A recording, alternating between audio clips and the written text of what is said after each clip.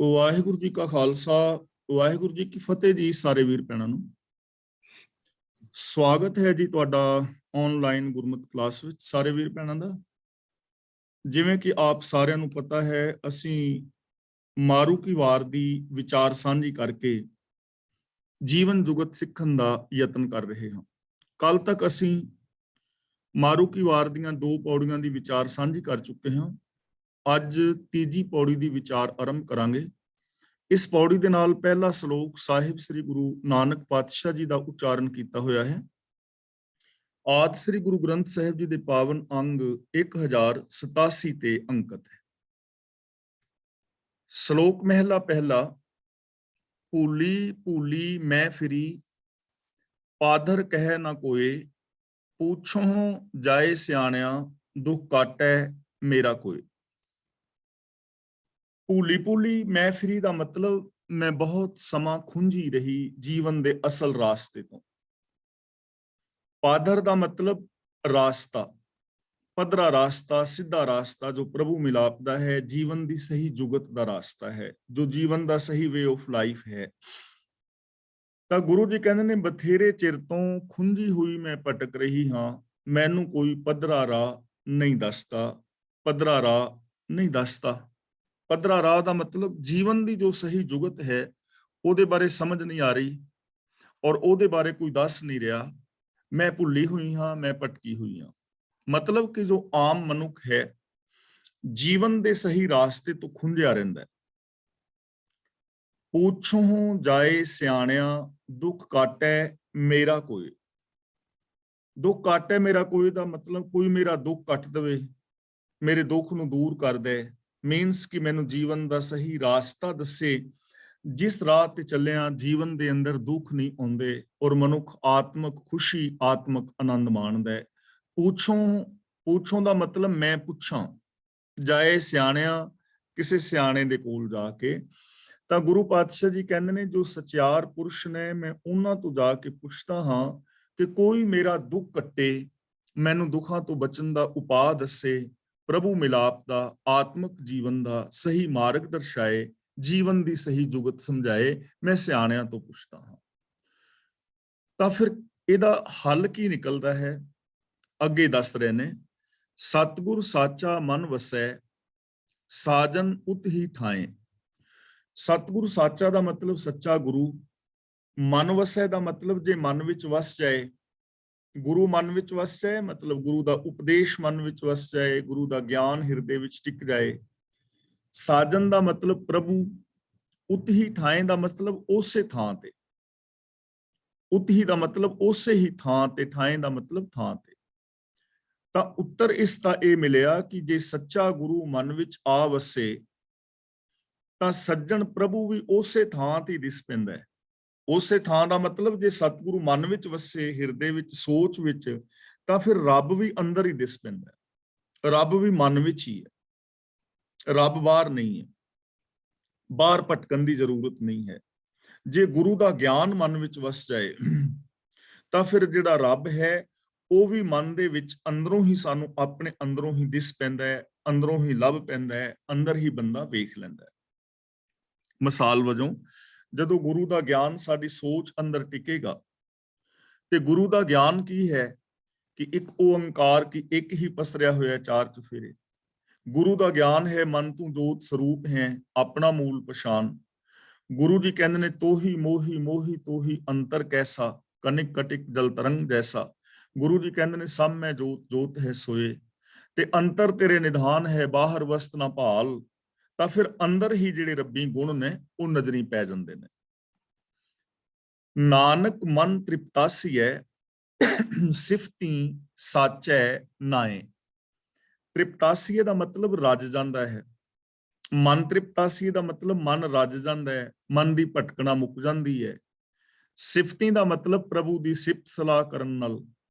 ਸਾਚੈ ਨਾਏ, ਨਾਏ ਦਾ ਮਤਲਬ ਨਾਮ ਯਾਨੀ ਹੁਕਮ, ਸੱਚੇ ਦੇ ਹੁਕਮ ਦੁਆਰਾ, ਯਾਨੀ ਪ੍ਰਭੂ ਦੀ ਸਿਫਤ ਸਲਾਹ ਕਰਨ ਔਰ ਪ੍ਰਭੂ ਦੀ ਰਜ਼ਾ ਦੇ ਵਿੱਚ ਤੁਰਨ ਦੇ ਨਾਲ ਮਨ ਤ੍ਰਿਪਤ ਹੋ ਜਾਂਦਾ ਹੈ, ਮਨ ਭਟਕਣ ਤੋਂ ਰੁਕ ਜਾਂਦਾ ਹੈ। ਹੁਣ ਗੁਰੂ ਜੀ ਨੇ ਸਾਨੂੰ ਇਹੀ ਸਮਝਾਣਾ ਹੈ ਕਿ ਹੁਕਮ ਰਜ਼ਾਈ ਚੱਲਣਾ, ਰੱਬੀ ਰਜ਼ਾ ਵਿੱਚ ਤੁਰੋ। ਗੁਰੂ ਜੀ ਸਾਨੂੰ ਇਹੀ ਸਮਝਾਉਂਦੇ ਨੇ, ਅਵਗੁਣ ਛੋੜ ਗੁਣਾ ਕੋ ਧਾਵੋ, ਕਰ ਅਵਗੁਣ ਪਛਤਾਹੀ ਜੀਓ। ਤਾਂ ਜਦੋਂ ਬੰਦਾ ਰੱਬੀ ਰਜ਼ਾ ਵਿੱਚ ਤੁਰਦਾ ਹੈ, ਰੱਬੀ ਗੁਣਾ ਨੂੰ ਫੋਲੋ ਕਰਦਾ ਹੈ, ਉਦੋਂ ਇਸ ਦਾ ਮਨ ਤ੍ਰਿਪਤ ਹੋ ਜਾਂਦਾ ਹੈ। ਮਤਲਬ ਮਨ ਭਟਕਣ ਤੋਂ ਹਟ ਜਾਂਦਾ ਹੈ, ਇਹਦੀ ਭਟਕਣਾ ਮੁੱਕ ਜਾਂਦੀ ਹੈ, ਇਸ ਦੇ ਅੰਦਰ ਟਿਕਾਵ ਆ ਜਾਂਦਾ ਹੈ। ਮਹਿਲਾ ਤੀਜਾ, ਆਪੇ ਕਰਨੀ ਕਾਰ ਆਪ, ਆਪੇ ਕਰੇ ਰਜ਼ਾਏ। ਰਜ਼ਾਏ ਸ਼ਬਦ ਦੇ ਜੱਜੇ ਦੇ ਪੈਰ ਥੱਲੇ ਬਿੰਦੀ ਲਗਾ ਕੇ ਪੜ੍ਹਨੀ ਹੈ, ਰਜ਼ਾਏ।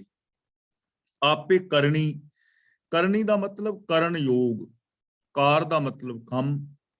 ਪ੍ਰਭੂ ਆਪਣੀ ਰਜ਼ਾ ਵਿੱਚ ਹੀ ਕਰਨ ਯੋਗ ਕਾਰ ਕਰ ਰਿਹਾ ਹੈ। ਜਿੰਨੀ ਵੀ ਆਕਾਰ ਹੈ ਜਗਤ ਦੀ, ਜਿੰਨੀ ਵੀ ਸੰਸਾਰ ਦੀ ਜੋ ਰਚਨਾ ਹੈ, ਇਹਦੀ ਉਤਪत्ति, ਲੈਤਾ, ਪਾਲਣਾ ਔਰ ਸੰਚਾਲਨ ਪ੍ਰਭੂ ਆਪ ਹੀ ਆਪਣੀ ਰਜ਼ਾ ਵਿੱਚ ਕਰ ਰਿਹਾ ਹੈ। ਰਜ਼ਾ ਦਾ ਮਤਲਬ ਹੁਕਮ, ਭਾਣਾ, ਲੇਖ ਜਾਂ ਸਿਸਟਮ, ਕੁਦਰਤ ਦੇ ਜੋ ਬਜਵੇਂ ਨਿਯਮ ਨੇ, ਤਾਂ ਪ੍ਰਭੂ ਆਪ ਹੀ ਆਪਣੀ ਰਜ਼ਾ ਦੇ ਅੰਦਰ ਇੱਕ ਕਰਨ ਯੋਗ ਕਾਰ ਕਰ ਰਿਹਾ ਹੈ। ਆਪੇ ਕਿਸ ਹੀ ਬਖਸ਼ ਲਏ, ਆਪੇ ਕਾਰ ਕਮਾਏ। ਆਪ ਹੀ ਜੀਵ ਨੂੰ ਬਖਸ਼ਦਾ ਹੈ, ਤੇ ਜਿਸ ਨੂੰ ਬਖਸ਼ਦਾ ਹੈ ਉਹ ਆਪ ਹੀ ਫਿਰ ਭਗਤੀ ਦੀ ਕਾਰ ਕਮਾਉਂਦਾ ਹੈ। ਆਪ ਹੀ ਉਹ ਫਿਰ ਰੱਬੀ ਰਜ਼ਾ ਦੇ ਵਿੱਚ ਤੁਰਦਾ ਹੈ। ਯਾਨੀ ਪ੍ਰਭੂ ਬਖਸ਼ਦਾ ਹੈ, ਰਹਿਮਤ ਕਰਦਾ ਹੈ ਰਜ਼ਾ ਦੇ ਵਿੱਚ ਹੀ, ਤੇ ਮਨੁੱਖ ਜਿਹੜਾ ਹੈ ਫਿਰ ਰਜ਼ਾ ਦੇ ਵਿੱਚ ਕਾਰ ਕਰਦਾ ਹੈ, ਰਜ਼ਾ ਨੂੰ ਫੋਲੋ ਕਰਦਾ ਹੈ, ਹੁਕਮ ਦੇ ਵਿੱਚ ਕਾਰ ਕਰਦਾ ਹੈ। ਜਦੋਂ ਜੀਵ ਨੂੰ ਬਖਸ਼ਦਾ ਹੈ, ਭਾਵ ਜੋ ਰੱਬੀ ਰਜ਼ਾ ਦਿੰਦੀ, ਰੱਬ ਦੀ ਰਹਿਮਤ ਦਾ ਜੋ ਪਾਤਰ ਬਣਦਾ ਹੈ, ਜੋ ਬਖਸ਼ਿਸ਼ ਦਾ ਪਾਤਰ ਬਣ ਗਿਆ, ਉਹ ਫਿਰ ਆਪ ਹੀ ਕਾਰ ਕਰਦਾ ਹੈ। ਔਰ ਦੂਜੀ ਗੱਲ ਇਹ ਹੈ ਕਿ ਉਹਨੂੰ ਸਮਝ ਆ ਜਾਂਦੀ ਕਿ ਰੱਬ ਆਪ ਹੀ ਕਾਰ ਕਰ ਰਿਹਾ ਹੈ, ਸਭ ਦੇ ਅੰਦਰ ਵਿਆਪਕ ਹੋ ਕੇ, ਸਭ ਥਾਂ ਤੇ ਵਰਤਦਾ ਹੋਇਆ ਉਹ ਆਪ ਹੀ ਆਪ ਨਜ਼ਰੀ ਪੈ ਜਾਂਦਾ ਹੈ। ਉਹਨੂੰ ਸਮਝ ਪੈ ਜਾਂਦੀ ਹੈ ਕਿ ਇੱਥੇ ਕੋਈ ਵੀ ਰੱਬ ਤੋਂ ਵੱਖਰਾ ਨਹੀਂ ਹੈ। ਇਹ ਸਾਰਾ ਸੰਸਾਰ ਮਾਨੋ ਜ਼ਿੰਦਗੀ ਦਾ ਇੱਕ ਦਰਿਆ ਹੈ, ਤੇ ਅਸੀਂ ਉਹਦੀਆਂ ਹੀ ਲਹਿਰਾਂ ਔਰ ਉਹਦੀਆਂ ਹੀ ਤਰੰਗਾਂ ਔਰ ਬੁਲਬੁਲੇ ਹਾਂ। ਨਾਨਕ ਚਾਨਣ ਗੁਰ ਮਿਲੈ, ਦੁੱਖ ਬਿਖ ਜਾਲੀ ਨਾਏ। ਜਾਲੀ ਦਾ ਮਤਲਬ ਮੈਂ ਸਾੜਾਂ, ਕਿਉਂਕਿ ਪਿੱਛੇ ਗੱਲ ਆ ਰਹੀ ਨਾ, ਭੂਲੀ ਭੂਲੀ ਮੈਂ ਫਿਰੀ, ਕਿ ਮੈਂ ਫਿਰਦੀ ਰਹੀ ਹਾਂ, ਗੱਲ ਫਸਟ ਪਰਸਨ ਦੀ ਹੋ ਰਹੀ, ਇਸ ਲਈ ਜਾਲੀ, ਜਾਲੀ ਦਾ ਮਤਲਬ ਮੈਂ ਸਾੜਦੇ ਹਾਂ। ਨਾਨਕ ਚਾਨਣ ਗੁਰ ਮਿਲੇ, ਚਾਨਣ ਗੁਰ ਦਾ ਮਤਲਬ ਗੁਰੂ ਦਾ ਚਾਨਣ, ਗੁਰੂ ਦਾ ਗਿਆਨ। ਤਾਂ ਗੁਰੂ ਪਾਤਸ਼ਾਹ ਜੀ ਕਹਿੰਦੇ ਨੇ, ਜੇ ਗੁਰੂ ਦਾ ਗਿਆਨ ਮਿਲ ਜਾਏ, ਬਿਖ ਦਾ ਮਤਲਬ ਜ਼ਹਿਰ, ਆਤਮਕ ਮੌਤ ਲਿਆਉਣ ਵਾਲੇ ਜੋ ਕਰਮ ਨੇ, ਜਾਲੀ ਦਾ ਮਤਲਬ ਮੈਂ ਸਾੜਦੇ ਹਾਂ, ਨਾਏ ਦਾ ਮਤਲਬ ਰੱਬੀ ਰਜ਼ਾ ਵਿੱਚ ਜੇ ਗੁਰੂ ਦਾ ਗਿਆਨ ਮਿਲ ਜਾਏ ਤਾਂ ਮੈਂ ਦੁੱਖ ਨੂੰ, ਆਤਮਕ ਜੀਵਨ ਲਿਆਉਣ ਵਾਲੀ ਮਾਇਆ ਰੂਪ ਜ਼ਹਿਰ ਨੂੰ ਰੱਬੀ ਰਜ਼ਾ ਦੇ ਵਿੱਚ ਸਾੜ ਦਿਆਂ, ਰੱਬੀ ਰਜ਼ਾ ਵਿੱਚ ਤੁਰ ਕੇ ਇਹਨਾਂ ਨੂੰ ਜਲਾ ਦਿਆਂ। ਯਾਨੀ ਇਹ ਪੰਕਤੀ ਨੂੰ ਸਮਝ ਲੈਣਾ ਕਿ ਜਦੋਂ ਗੁਰੂ ਦਾ ਗਿਆਨ ਮਿਲੇਗਾ, ਕਾਮਨ ਸੈਂਸ ਮਿਲੇਗੀ, ਵਿਵੇਕ ਬੁੱਧ ਮਿਲੇਗੀ, ਤਾਂ ਉਦੋਂ ਸਾਨੂੰ ਸਮਝ ਆਏਗੀ ਕਿ ਸਾਰਾ ਸੰਸਾਰ ਰੱਬੀ ਰਜ਼ਾ ਵਿੱਚ ਹੈ। ਫਿਰ ਅਸੀਂ ਰੱਬੀ ਰਜ਼ਾ ਦੇ ਵਿੱਚ ਜ਼ਿੰਦਗੀ ਜੀਵਾਂਗੇ, ਤੇ ਜੋ ਇਨਸਾਨ ਰੱਬੀ ਰਜ਼ਾ ਦੇ ਵਿੱਚ ਤੁਰੇਗਾ ਉਹਦੇ ਜੀਵਨ ਵਿੱਚ ਦੁੱਖ ਨਹੀਂ ਹੋਣਗੇ, ਕਿਉਂਕਿ ਉਹਨੇ ਉਹ ਕਰਮ ਹੀ ਨਹੀਂ ਕਰਨੇ ਜਿਨ੍ਹਾਂ ਰਾਹੀਂ ਦੁੱਖ ਪੈਦਾ ਹੁੰਦਾ ਹੈ। ਜੋ ਰੱਬੀ ਰਜ਼ਾ ਨੂੰ ਸਮਝੇਗਾ ਉਹ ਆਤਮਕ ਮੌਤ ਲਿਆਉਣ ਵਾਲੇ ਜਿਹੜੇ ਕਰਮ ਨੇ ਉਹ ਕਰੇਗਾ ਹੀ ਨਹੀਂ, ਉਹਦੇ ਅੰਦਰੋਂ ਆਤਮਕ ਮੌਤ ਲਿਆਉਣ ਵਾਲੇ ਸਾਰੇ ਕਰਮ ਜ਼ਹਿਰ ਖਤਮ ਹੋ ਜਾਏਗੀ। ਜਦੋਂ ਅਸੀਂ ਰੱਬੀ ਰਜ਼ਾ ਤੋਂ ਉਲਟ ਜ਼ਿੰਦਗੀ ਜੀਂਦੇ ਹਾਂ, ਉਦੋਂ ਹੀ ਸਾਡੀ ਜ਼ਿੰਦਗੀ ਵਿੱਚ ਦੁੱਖ ਔਰ ਅਸ਼ਾਂਤੀ ਪੈਦਾ ਹੁੰਦੀ ਹੈ। ਤਾਂ ਗੁਰੂ ਪਾਤਸ਼ਾਹ ਜੀ ਕਹਿੰਦੇ ਨੇ, ਜਦੋਂ ਗੁਰੂ ਦਾ ਗਿਆਨ ਮਿਲਦਾ ਹੈ, ਹਿਰਦੇ ਦੇ ਅੰਦਰ ਗੁਰੂ ਗਿਆਨ ਦਾ ਪ੍ਰਕਾਸ਼ ਹੁੰਦਾ ਹੈ, ਆਤਮਿਕ ਜੀਵਨ ਦੀ ਸੂਝ ਮਿਲਦੀ ਹੈ, ਤਾਂ ਉਦੋਂ ਦੁੱਖ ਔਰ ਮਾਇਆ ਜਿਹੜੀ ਹੈ ਉਹਨੂੰ ਬੰਦਾ ਅੰਦਰੋਂ ਸਾੜ ਦਿੰਦਾ ਹੈ, ਖਤਮ ਕਰ ਦਿੰਦਾ। ਪੌੜੀ, ਮਾਇਆ ਵੇਖ ਨਾ ਭੁੱਲ ਤੂੰ, ਮਨਮੁਖ ਮੂਰਖਾ। ਕਿ ਇਹ ਮੂਰਖ ਮਨ, ਮਨੁੱਖ ਦਾ ਮਤਲਬ ਮਨ ਦਾ ਗੁਲਾਮ, ਕਿ ਇਹ ਮਨ ਦੇ ਗੁਲਾਮ ਆਪ ਖੁਦਰੇ ਮਨੁੱਖ ਮਾਇਆ ਨੂੰ ਵੇਖ ਕੇ ਭੁੱਲ ਨਾ, ਉਕਾਈ ਨਾ ਖਾ।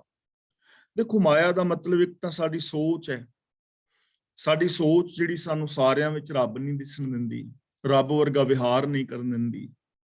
ਸਾਡੀ ਉਹ ਸੋਚ, ਜਿਹੜੀ ਸੋਚ ਸਾਡੇ ਅੰਦਰ ਮੇਰ ਤੇਰ ਦੇ ਵਿਤਕਰੇ ਪੈਦਾ ਕਰਦੀ ਹੈ, ਸਾਡੀ ਉਹ ਸੋਚ ਜੋ ਸਾਨੂੰ ਅੰਦਰੋਂ ਹੋਰ ਤੇ ਬਾਹਰੋਂ ਹੋਰ ਬਣਾਉਂਦੀ ਹੈ, ਇਸ ਸੋਚ ਦੇ ਪਿੱਛੇ ਚੱਲ ਕੇ ਹੀ ਬੰਦਾ ਜੀਵਨ ਦੇ ਅਸਲ ਰਾਹ ਤੋਂ ਖੁੰਝਿਆ ਹੋਇਆ ਹੈ।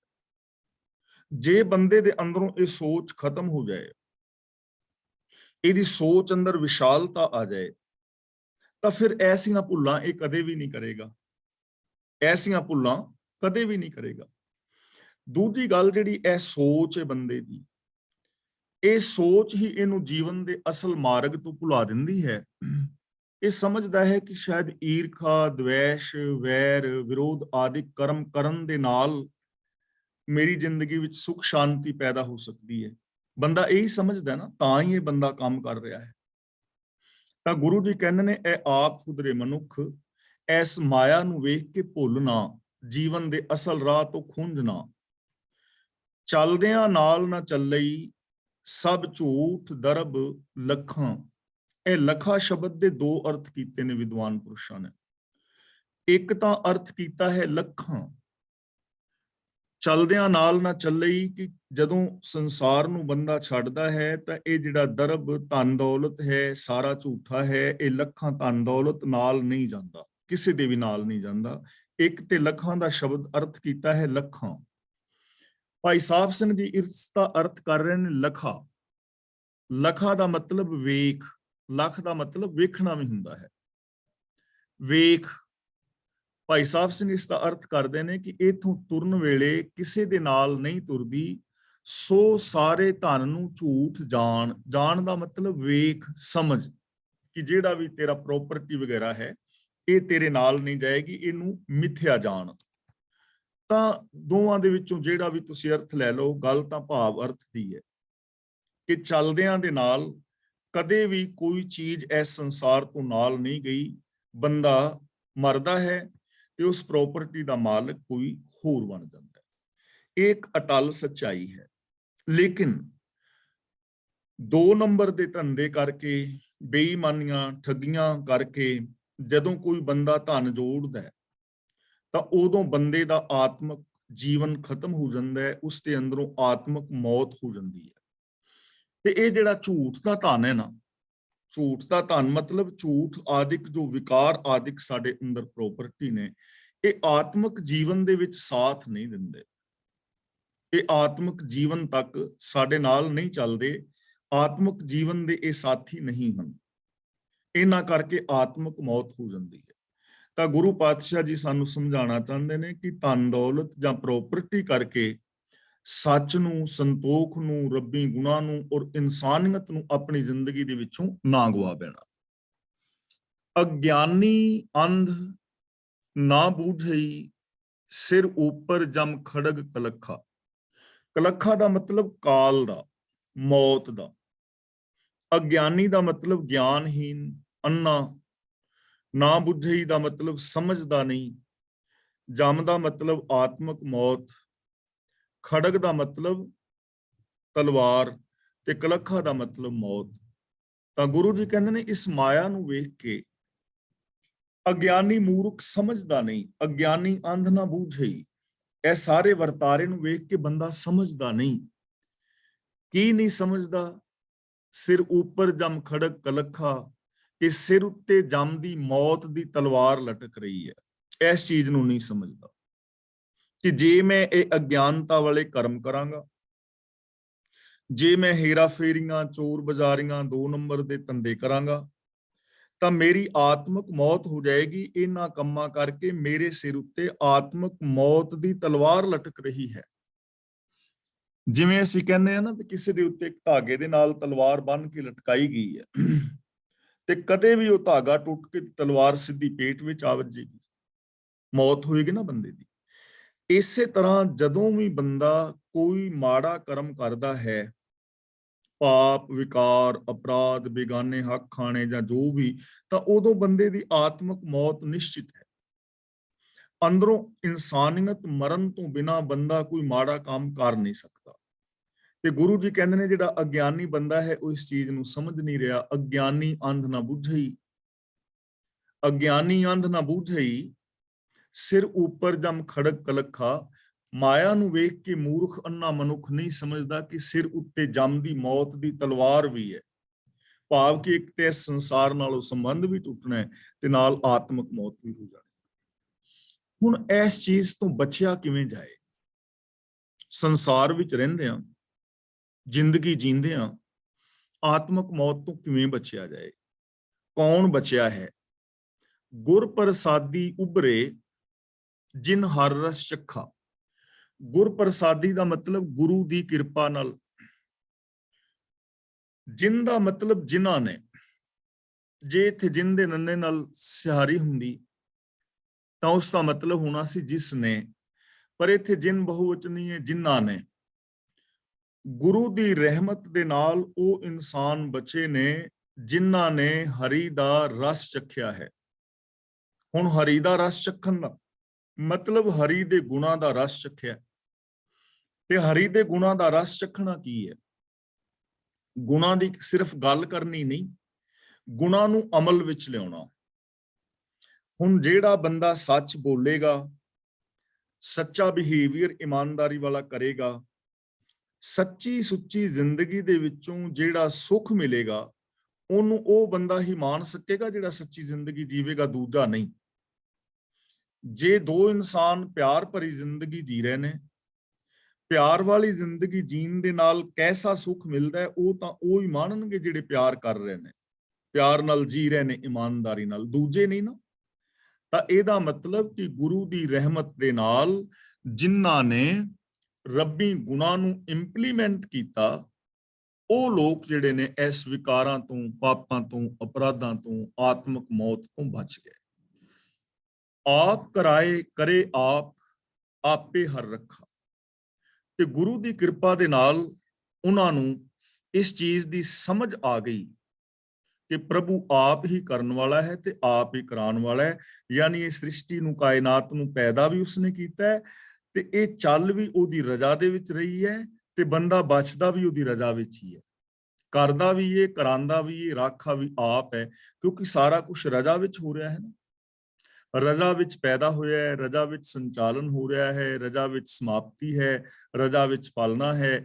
ਤਾਂ ਉਹਨੂੰ ਸਮਝ ਪੈ ਜਾਂਦੀ ਹੈ ਕਿ ਪ੍ਰਭੂ ਆਪ ਹੀ ਆਪ ਹੈ, ਸਾਰੇ ਕਾਰਜ ਨੂੰ ਕਰਨ ਵਾਲਾ ਹੈ। ਸ਼ਲੋਕ ਮਹਿਲਾ ਤੀਜਾ।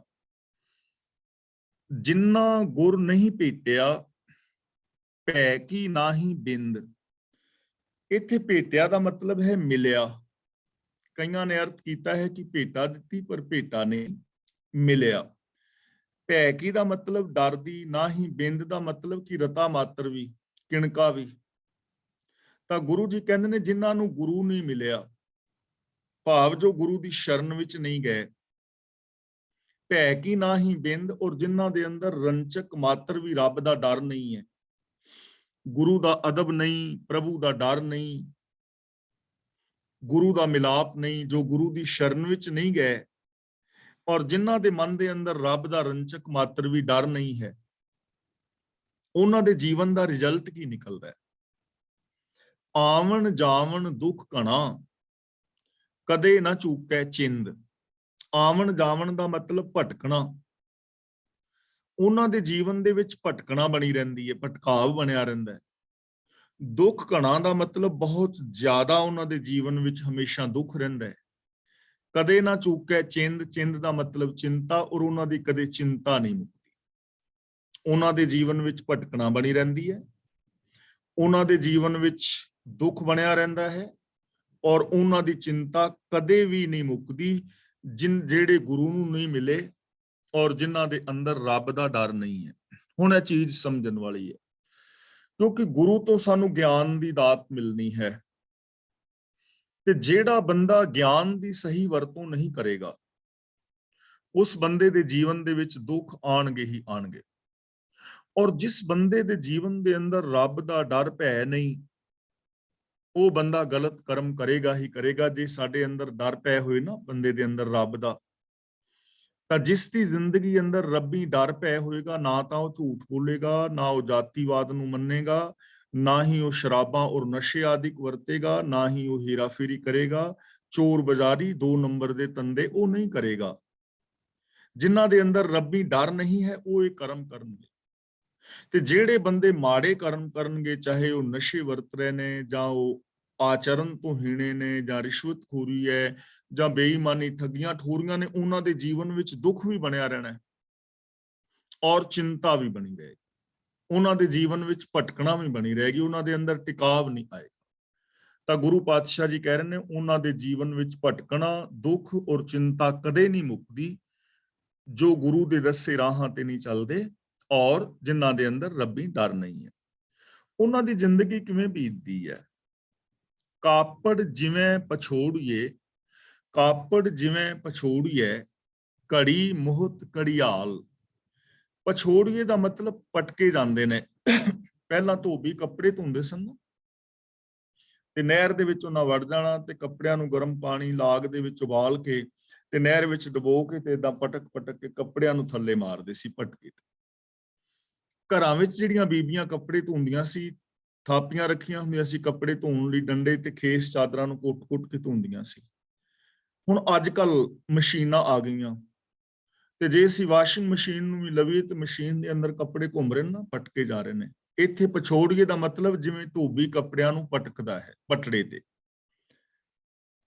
ਘੜੀ ਮੁਹਤ, ਘੜੀ ਮੁਹਤ ਦਾ ਮਤਲਬ ਘੜੀ ਘੜੀ ਬਾਅਦ, ਟਾਈਮ ਟਾਈਮ ਤੇ। ਘੜਿਆਲ ਦਾ ਮਤਲਬ ਜੋ ਸਕੂਲਾਂ ਦੇ ਵਿੱਚ ਜਾਂ ਮੰਦਰਾਂ ਦੇ ਵਿੱਚ ਘੰਟੀ ਵਜਾਈ ਜਾਂਦੀ ਹੈ, ਮੰਦਰ ਦੇ ਵਿੱਚ ਕੋਈ ਗਿਆ ਤੇ ਜਾ ਕੇ ਉਹ ਘੰਟਾ ਜਿਹੜਾ ਸੀ ਵਜਾ ਦਿੱਤਾ, ਜਾਂ ਜਿਹੜਾ ਮਤਲਬ ਸਕੂਲ ਦੇ ਵਿੱਚ ਘੜਿਆਲ ਲੱਗਾ ਹੁੰਦਾ ਹੈ ਤੇ ਹਰ ਪੌਣੇ ਘੰਟੇ ਬਾਅਦ ਘੰਟੀ ਵਜਾਉਂਦੇ ਸੀ ਨਾ, ਤੇ ਜਦੋਂ 8ਵੀਂ ਘੰਟੀ ਵੱਜਦੀ ਸੀ ਉਹਦੀ ਤੇ ਸਾਰਿਆਂ ਨੂੰ ਬੜੀ ਇੰਤਜ਼ਾਰ ਰਹਿੰਦੀ ਸੀ ਨਾ ਕਿ 8ਵੀਂ ਘੰਟੀ ਵੱਜੇ, ਤੇ ਜੇ 2 ਮਿੰਟ ਪਹਿਲੋਂ ਵੱਜ ਜਾਂਦੀ ਸੀ ਤੇ ਫਿਰ ਜਿਹੜਾ ਹਾਲ ਹੁੰਦਾ ਸੀ ਤੁਹਾਨੂੰ ਪਤਾ ਹੀ ਹੈ ਨਾ, ਖੁਸ਼ੀ ਹੁੰਦੀ ਸੀ। ਤਾਂ ਗੁਰੂ ਜੀ ਕਹਿੰਦੇ ਨੇ ਉਹਨਾਂ ਦੀ ਜ਼ਿੰਦਗੀ ਐਵੇਂ ਬੀਤਦੀ ਏ ਜਿਹੜੇ ਗੁਰੂ ਨੂੰ ਨਹੀਂ ਮਿਲੇ, ਜਿਨ੍ਹਾਂ ਅੰਦਰ ਰੱਬੀ ਡਰ ਅਦਬ ਨਹੀਂ ਹੈ, ਉਹਨਾਂ ਦੇ ਜੀਵਨ ਵਿੱਚ ਭਟਕਣਾ ਹੈ, ਉਹਨਾਂ ਦੇ ਜੀਵਨ ਵਿੱਚ ਦੁੱਖ ਹੈ, ਚਿੰਤਾ ਹੈ, ਤੇ ਜਿਵੇਂ ਕੱਪੜੇ ਪਕਾਈ ਦੇ ਨੇ ਔਰ ਮੁੜ ਮੁੜ ਕੇ ਘੜਿਆਲ ਨੂੰ ਚੋਟ ਵੱਜਦੀ ਹੈ, ਐਵੇਂ ਪਲ ਪਲ ਪਲ ਪਲ ਉਹ ਲੋਕ ਦੁਖੀ ਰਹਿੰਦੇ ਨੇ। ਕੋਈ ਨਾ ਕੋਈ ਦੁੱਖ, ਕੋਈ ਡਰ, ਕੋਈ ਚਿੰਤਾ, ਕੋਈ ਭਟਕਣਾ ਉਹਨਾਂ ਦੇ ਮਨ ਵਿੱਚ ਬਣੀ ਰਹਿੰਦੀ ਹੈ।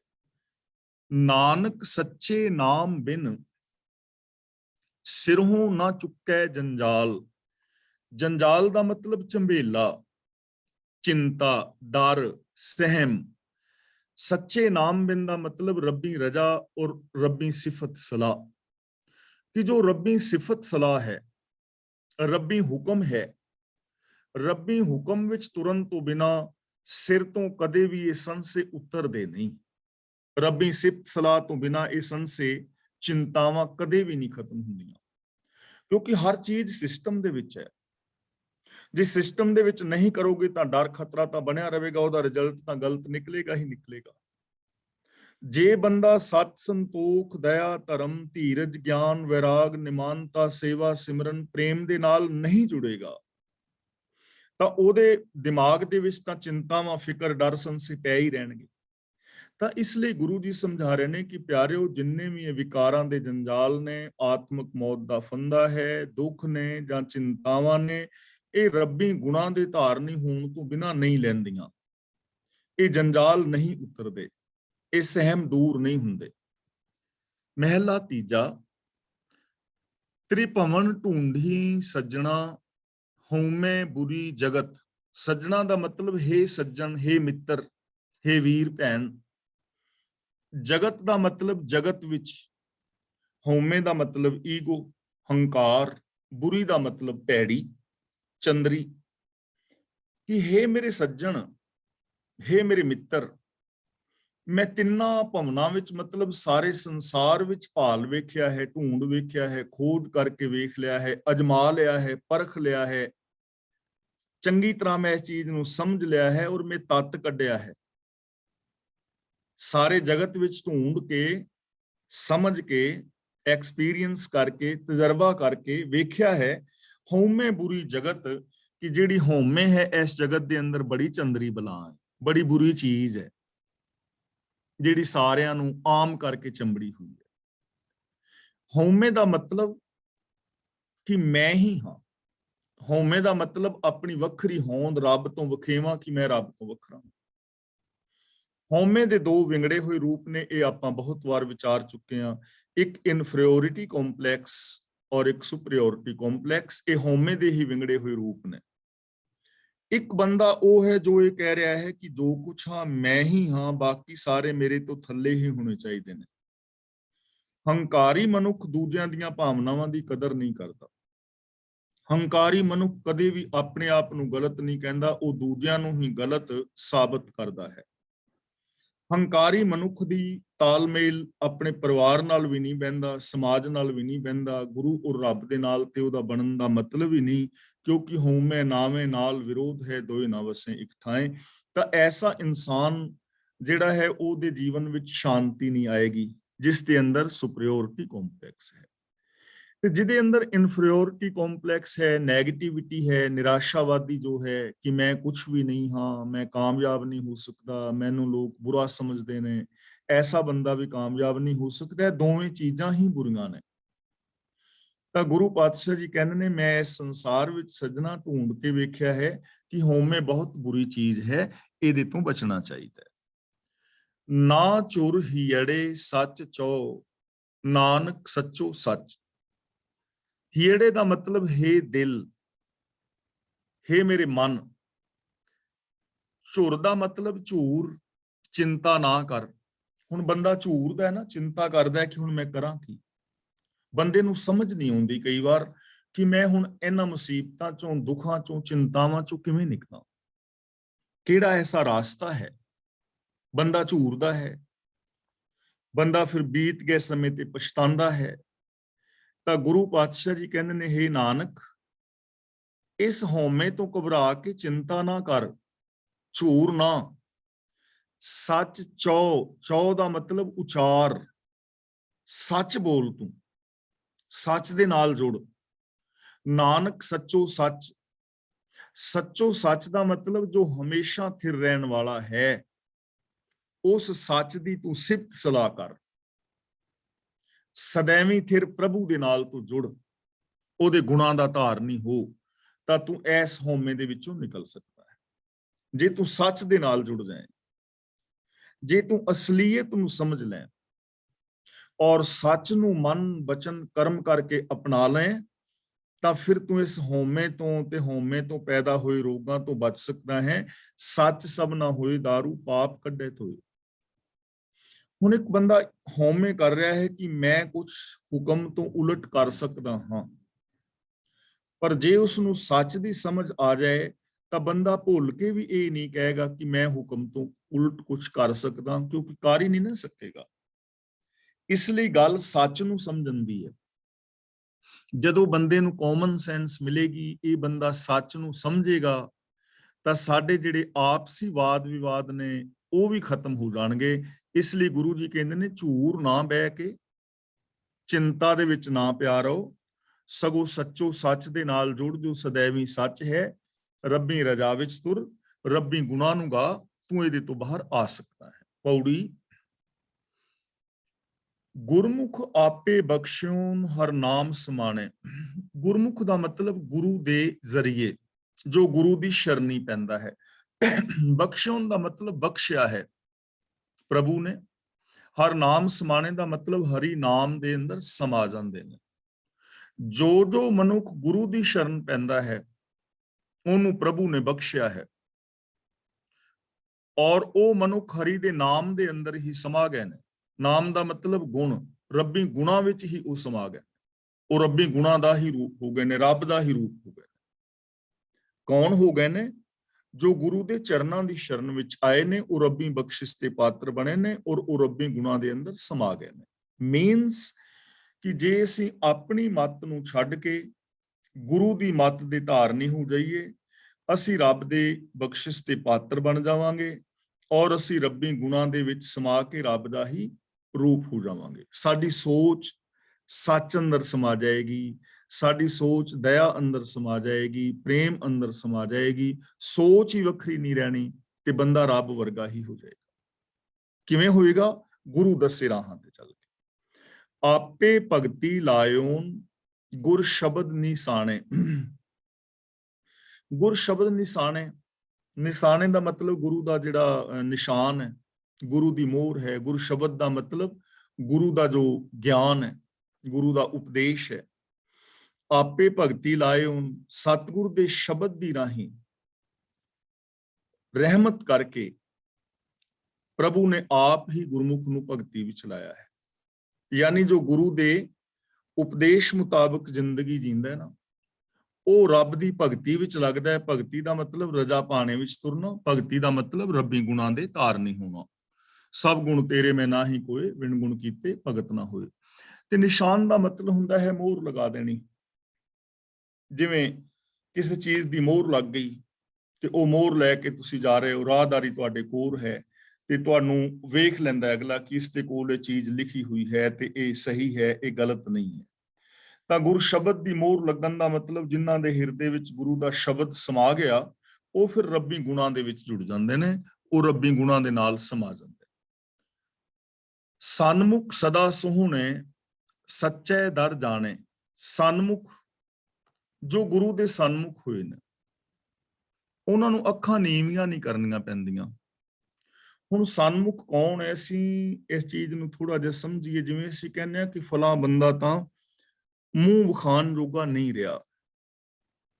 ਹੁਣ ਮੂੰਹ ਵਿਖਾਣ ਜੋਗਾ ਨਾ ਰਹਿਣ ਦਾ ਮਤਲਬ ਕਿ ਉਸਨੇ ਕੁਝ ਐਸਾ ਗਲਤ ਕਰਮ ਕੀਤਾ ਹੈ ਜਿਸ ਕਰਕੇ ਉਹ ਕਿਸੇ ਦੇ ਸਾਹਮਣੇ ਆਣਾ ਹੀ ਨਹੀਂ ਚਾਹੁੰਦਾ। ਹੁਣ ਕਿਉਂਕਿ ਕੰਮ ਹੀ ਐਸਾ ਕੀਤਾ ਹੈ ਕਿ ਉਹ ਜਵਾਬ ਨਹੀਂ ਦੇ ਪਾਏਗਾ, ਉਹ ਆਪਣੇ ਆਪ ਨੂੰ ਚੰਗਾ ਪ੍ਰੂਵ ਨਹੀਂ ਕਰ ਪਾਏਗਾ, ਉਹ ਸ਼ਰਮਸਾਰ ਹੋਏਗਾ। ਉਹਨੂੰ ਕਹਿੰਦੇ ਨੇ ਉਹ ਗੁਰੂ ਦੇ ਸਾਹਮਣੇ ਨਾ ਆਉਣਾ। ਪਰ ਜਿਹੜਾ ਸਨਮੁਖ ਹੈ, ਜੋ ਗੁਰੂ ਦੇ ਸਾਹਮਣੇ ਆਉਣ ਜੋਗਾ ਹੈ, ਇਹਦਾ ਮਤਲਬ ਉਹਨੇ ਕੋਈ ਐਸਾ ਕਰਮ ਨਹੀਂ ਕੀਤਾ ਜਿਸ ਕਰਕੇ ਉਹਨੂੰ ਸ਼ਰਮਸਾਰ ਹੋਣਾ ਪਵੇ। ਕਿਤੇ ਵੀ ਸ਼ਰਮਸਾਰ ਨਾ ਹੋਣਾ ਪਵੇ, ਉਹਨੂੰ ਕਹਿੰਦੇ ਨੇ ਸਨਮੁਖ, ਜੋ ਹਰ ਥਾਂ ਤੇ ਮੂੰਹ ਵਿਖਾਣ ਵਾਲਾ ਹੈ, ਉਜਲਾ ਹੈ। ਤਾਂ ਗੁਰੂ ਪਾਤਸ਼ਾਹ ਜੀ ਕਹਿੰਦੇ ਨੇ ਜੋ ਮਨੁੱਖ ਰੱਬੀ ਗੁਣ ਗਾਉਂਦੇ ਨੇ, ਉਹਨਾਂ ਨੂੰ ਪ੍ਰਭੂ ਦੇ ਦਰ ਤੇ ਵੀ ਤੇ ਸੰਸਾਰ ਵਿੱਚ ਵੀ ਅੱਖਾਂ ਨੀਵੀਆਂ ਨਹੀਂ ਕਰਨੀਆਂ ਪੈਂਦੀਆਂ, ਕਿਉਂਕਿ ਰੱਬੀ ਗੁਣ ਗਾਣ ਕਰਕੇ ਉਹਨਾਂ ਦੇ ਮੂੰਹ ਸੋਹਣੇ ਲੱਗਦੇ ਨੇ, ਉਹਨਾਂ ਦਾ ਜੀਵਨ ਸੋਹਣਾ ਹੈ। ਸੱਚੇ ਦਰ ਜਾਣੇ ਦਾ ਮਤਲਬ ਸੱਚੇ ਦੇ ਦਰ ਤੇ ਫਿਰ ਉਹਨਾਂ ਨੂੰ ਆਦਰ ਮਿਲਦਾ ਹੈ। ਕੌਣ? ਜੋ ਗੁਰੂ ਦੇ ਦੱਸੇ ਰਾਹਾਂ ਤੇ ਚੱਲਣ ਵਾਲੇ ਨੇ। ਐਥੇ ਉਥੇ ਮੁਕਤ ਹੈ ਜਿਨ ਰਾਮ ਪਛਾਣੇ। ਐਥੇ ਦਾ ਮਤਲਬ ਇਸ ਜਗ੍ਹਾ ਤੇ, ਉਥੇ ਦਾ ਮਤਲਬ ਉਸ ਜਗ੍ਹਾ ਤੇ, ਐਥੇ ਉਥੇ ਦਾ ਮਤਲਬ ਹਰ ਥਾਂ ਤੇ। ਐਥੇ ਉਥੇ ਦਾ ਮਤਲਬ ਹਰ ਥਾਂ ਤੇ ਔਰ ਹਰ ਸਮੇਂ। ਐਥੇ ਦਾ ਮਤਲਬ ਇਸ ਸਮੇਂ, ਉਥੇ ਦਾ ਮਤਲਬ ਆਉਣ ਵਾਲੇ ਸਮੇਂ 'ਚ। ਐਥੇ ਦਾ ਮਤਲਬ ਜਿੱਥੇ ਮੈਂ ਬੈਠਾ ਹਾਂ, ਉਥੇ ਦਾ ਮਤਲਬ ਜਿੱਥੇ ਤੁਸੀਂ ਬੈਠੇ ਹੋ। ਐਥੇ ਉਥੇ ਦਾ ਮਤਲਬ ਹਰ ਥਾਂ ਤੇ। ਐਥੇ ਉਥੇ ਮੁਕਤ ਹੈ, ਉਹ ਹਰ ਥਾਂ ਤੇ ਹੀ ਮੁਕਤ ਹੈ ਬੰਦਾ, ਵਿਕਾਰਾਂ ਤੋਂ ਰਹਿਤ ਹੈ। ਕੌਣ? ਜਿਨ ਰਾਮ ਪਛਾਣੇ। ਰਾਮ ਦਾ ਮਤਲਬ ਰਮਿਆ ਹੋਇਆ। ਪਛਾਣੇ ਦਾ ਮਤਲਬ ਜਿਸ ਨੇ ਰੱਬ ਦੇ ਨਾਲ ਪਛਾਣ ਬਣਾ ਲਈ, ਸਾਂਝ ਪਾ ਲਈ, ਜਿਸ ਨੇ ਰੱਬੀ ਗੁਣਾਂ ਦੇ ਨਾਲ ਸਾਂਝ ਪਾ ਲਈ, ਉਹ ਹਰ ਥਾਂ ਦੇ ਉੱਤੇ ਵਿਕਾਰਾਂ ਤੋਂ, ਚਿੰਤਾਵਾਂ ਤੋਂ, ਡਰ ਤੋਂ ਮੁਕਤ ਹੈ। ਧੰਨ ਧੰਨ ਸੇ ਜਨ ਜਿਨ ਹਰ ਸੇਵਿਆ ਤਿਨ ਹੋਂ ਕੁਰਬਾਨੇ। ਗੁਰੂ ਜੀ ਕਹਿੰਦੇ ਨੇ ਉਹ ਬੰਦੇ ਭਾਗਾਂ ਵਾਲੇ ਨੇ, ਉਹ ਧੰਤਾ ਯੋਗ ਨੇ, ਉਹ ਮਹਾਨ ਨੇ ਜਿਨ ਹਰ ਸੇਵਿਆ, ਜਿਨ੍ਹਾਂ ਨੇ ਹਰੀ ਦੀ ਸੇਵਾ ਕੀਤੀ ਹੈ, ਭਾਵ ਜੋ ਰੱਬ ਦੀ ਰਜ਼ਾ ਵਿੱਚ ਤੁਰੇ ਨੇ। ਮੈਂ ਉਹਨਾਂ ਤੋਂ ਕੁਰਬਾਨ ਹਾਂ। ਉਹ ਧਨ ਨੇ, ਉਹ ਮਹਾਨ ਨੇ ਜੋ ਰੱਬੀ ਰਜ਼ਾ ਵਿੱਚ ਤੁਰਦੇ ਨੇ। ਮੈਂ ਉਹਨਾਂ ਤੋਂ ਕੁਰਬਾਨ ਵਾਰ ਨੇ, ਸਦਕੇ ਹਾਂ। ਸ਼ਲੋਕ ਮਹਿਲਾ ਪਹਿਲਾ। ਮਹਿਲ ਕੁਚੱਜੀ ਮੜ ਵੜੀ, ਕਾਲੀ ਮਨਹੁ ਕਸੁੱਧ। ਇੱਥੇ ਮਹਿਲ ਦਾ ਮਤਲਬ ਮਹਿਲ ਨਹੀਂ ਹੈ ਜਿਹੜੇ ਆ ਮਹਲ ਹੁੰਦੇ ਨੇ, ਮਾੜੀਆਂ ਮਹਿਲ। ਇੱਥੇ ਮਹਿਲ ਦਾ ਮਤਲਬ ਹੈ ਇਸਤਰੀ। ਮਹਿਲ ਕੁਚੱਜੀ, ਜਿਹਨੂੰ ਜੀਵਨ ਦਾ ਚੱਜ ਨਾ ਹੋਵੇ, ਜਿਹਨੂੰ ਜੀਵਨ ਦਾ ਢੰਗ ਨਾ ਹੋਵੇ। ਮੜ ਵੜੀ, ਮੜ ਦਾ ਮਤਲਬ ਹੁੰਦਾ ਹੈ ਸਰੀਰ, ਤੇ ਮੜ ਵੜੀ ਦੇਹ ਦੇ ਵਿੱਚ ਵੜੀ ਹੋਈ, ਮਤਲਬ ਕਿ ਸਰੀਰ ਦੇ ਨਾਲ ਪਿਆਰ ਰੱਖਣ ਵਾਲੀ, ਸਰੀਰ ਦੇ ਮੋਹ ਦੇ ਅੰਦਰ ਖਚਤ, ਉਹਨੂੰ ਕਹਿੰਦੇ ਨੇ ਮੜ ਵੜੀ। ਕਾਲੀ ਦਾ ਮਤਲਬ ਜਿਹਦੀ ਸੋਚ ਕਾਲੀ ਹੈ। ਮਨੋ ਕਸੁੱਧ ਦਾ ਮਤਲਬ ਮਨ ਦੀ ਮੈਲੀ। ਤਾਂ ਗੁਰੂ ਜੀ ਕਹਿੰਦੇ ਨੇ ਉਹ ਜੀਵ ਇਸਤਰੀ ਨੂੰ ਕੋਈ ਚੱਜ ਨਹੀਂ, ਉਹ ਆਪਣੇ ਨਿਰਾ ਸਰੀਰ ਦੇ ਨਾਲ ਪਿਆਰ ਕਰਨ ਵਾਲੀ ਹੈ, ਸਰੀਰ ਦੇ ਨਾਲ ਮੋਹ ਕਰਨ ਵਾਲੀ ਹੈ, ਸਰੀਰ ਤੱਕ ਹੀ ਸੀਮਤ ਹੈ। ਉਹ ਅੰਦਰੋਂ ਕਾਲੀ ਔਰ ਮੈਲੀ ਹੈ। ਯਾਨੀ ਕੌਣ ਹੈ ਅੰਦਰੋਂ ਕਾਲਾ ਔਰ ਮੈਲਾ? ਉਹਨੂੰ ਜੀਵਨ ਦਾ ਕੋਈ ਚੱਜ ਨਹੀਂ ਹੈ, ਜੀਵ ਕੇਵਲ ਦੇਹ ਦੇ ਨਾਲ ਜੁੜਿਆ ਹੋਇਆ ਹੈ, ਪਰ ਸਰੀਰ ਤੱਕ ਸੀਮਤ ਹੈ। ਸਰੀਰਕ ਰਸਾਂ ਵਿੱਚ, ਗਿਆਨ ਇੰਦਰੀਆਂ ਦੇ ਰਸਾਂ ਦੇ ਵਿੱਚ ਹੀ ਖਚਤ ਹੈ। ਉਹ ਜ਼ਬਾਨ ਦੇ ਨਾਲ ਝੂਠ ਬੋਲਣਾ, ਅੱਖਾਂ ਨਾਲ ਮਾੜਾ ਵੇਖਣਾ, ਕੰਨਾਂ ਨਾਲ ਮਾੜਾ ਸੁਣਨਾ, ਇਹਨਾਂ ਚਸਕਿਆਂ ਰਸਾਂ ਦੇ ਵਿੱਚ ਹੀ ਉਹ ਖਚਤ ਹੈ। ਐਸਾ ਇਨਸਾਨ ਮਨ ਦਾ ਕਾਲਾ ਔਰ ਮਨ ਦਾ ਮੈਲਾ ਹੁੰਦਾ ਹੈ। ਜੇ ਗੁਣ ਹੋਵਨ ਤਾਂ ਪਿਰ ਰਵੈ, ਨਾਨਕ ਅਵਗੁਣ ਮੁੰਧ। ਮੁੰਧ ਦਾ ਮਤਲਬ ਇਸਤਰੀ, ਰਵੇ ਦਾ ਮਤਲਬ ਮਾਣ ਦਾ ਹੈ। ਗੁਣ ਹੋਣ ਦਾ ਮਤਲਬ ਜੇ ਜ਼ਿੰਦਗੀ ਵਿੱਚ ਗੁਣ ਹੋਣ, ਤਾਂ ਗੁਰੂ ਪਾਤਸ਼ਾਹ ਜੀ ਕਹਿੰਦੇ ਨੇ ਕਿ ਜੀਵ ਇਸਤਰੀ ਪ੍ਰਭੂ ਦੇ ਨਾਲ ਤਾਂ ਮਿਲ ਸਕਦੀ ਹੈ ਜੇ ਉਹਦੇ ਵਿੱਚ ਗੁਣ ਹੋਣ। ਰਵੇ ਦਾ ਮਤਲਬ ਉਹਦਾ ਮਿਲਾਪ ਤਾਂ ਹੋ ਸਕਦਾ ਹੈ ਜੇ ਗੁਣ ਹੋਣ ਤਾਂ ਫਿਰ ਰਵੇ। ਜੇ ਜੀਵ ਇਸਤਰੀ ਵਿੱਚ ਗੁਣ ਹੋਣ ਤਾਂ ਪਤੀ ਦਾ ਪ੍ਰਭੂ ਦਾ ਮਿਲਾਪ ਹੋ ਸਕਦਾ ਹੈ। ਪਰ ਗੁਰੂ ਜੀ ਕਹਿੰਦੇ ਨਾਨਕ ਅਵਗੁਣ ਮੁੰਦ, ਇਸ ਜੀਵ ਇਸਤਰੀ ਦੇ ਵਿੱਚ ਤੇ ਨਿਰੇ ਔਗਣ ਭਰੇ ਪਏ ਨੇ। ਮਿਲਾਪ ਕਿਵੇਂ ਹੋਵੇ? ਰੱਬੀ ਮਿਲਾਪ ਤਾਂ ਗੁਨਾਹ ਕਰਕੇ ਹੋਣਾ ਸੀ, ਤੇ ਸਾਡੇ ਅੰਦਰ ਜਾਂ ਆਮ ਆਦਮੀ ਦੇ ਅੰਦਰ ਅਵਗੁਣ ਭਰੇ ਪਏ ਨੇ, ਸੋਚ ਵਿੱਚ ਅਵਗੁਣ ਨੇ, ਤਾਂ ਉਹਦਾ ਮਿਲਾਪ ਕਿਵੇਂ ਹੋਵੇ? ਕਦੇ ਵੀ ਨਹੀਂ ਹੋ ਸਕਦਾ। ਇਹੋ ਹੀ ਕੁਝ ਅੱਜ ਹੈ ਜੀਵਨ ਦਾ, ਕਿ ਜ਼ਿੰਦਗੀ ਦੇ ਅੰਦਰ ਅਵਗੁਣ ਹੋਣਾ, ਸੋਚ ਦੇ ਅੰਦਰ ਮੈਲਾਪਨ ਹੋਣਾ, ਅੰਦਰੋਂ ਹੋਰ ਤੇ ਬਾਹਰੋਂ ਹੋਰ ਹੋਣਾ, ਇਹ ਕੁਚੱਜੇ ਜੀਵਨ ਦੀ ਨਿਸ਼ਾਨੀ ਹੈ। ਤੇ ਐਸੇ ਕੁਚੱਜੇ ਜੀਵਨ ਦੇ ਨਾਲ ਰੱਬੀ ਮਿਲਾਪ ਕਦੇ ਵੀ ਨਹੀਂ ਹੁੰਦਾ, ਆਤਮਿਕ ਜੀਵਨ ਕਦੇ ਵੀ ਨਹੀਂ ਮਿਲਦਾ। ਤੇ ਐਸੀ ਕੁਚੱਜੀ ਜ਼ਿੰਦਗੀ ਦੇ ਨਾਲ ਸੰਸਾਰ ਦੇ ਵਿੱਚ ਵੀ ਤਾਲਮੇਲ, ਮੇਲ ਮਿਲਾਪ ਨਹੀਂ ਰਹਿੰਦਾ। ਇਸ ਲਈ ਜੀਵਨ ਦੇ ਅੰਦਰ ਗੁਣਾਂ ਦਾ ਹੋਣਾ ਬਹੁਤ ਜ਼ਰੂਰੀ ਹੈ। ਮਹਿਲਾ ਪਹਿਲਾ, ਸਾਚ ਸੀਲ ਸੱਚ ਸੰਜਮੀ ਸਾਹ ਪੂਰੀ ਪਰਿਵਾਰ। ਹੁਣ ਪਹਿਲਾਂ ਕੁਚੱਜ ਦੀ ਗੱਲ ਕੀਤੀ ਹੈ, ਜਿਸ ਕਰਕੇ ਮੇਲ ਮਿਲਾਪ ਨਹੀਂ, ਮਾਣ ਆਦਰ ਨਹੀਂ, ਆਤਮਿਕ ਜੀਵਨ ਨਹੀਂ।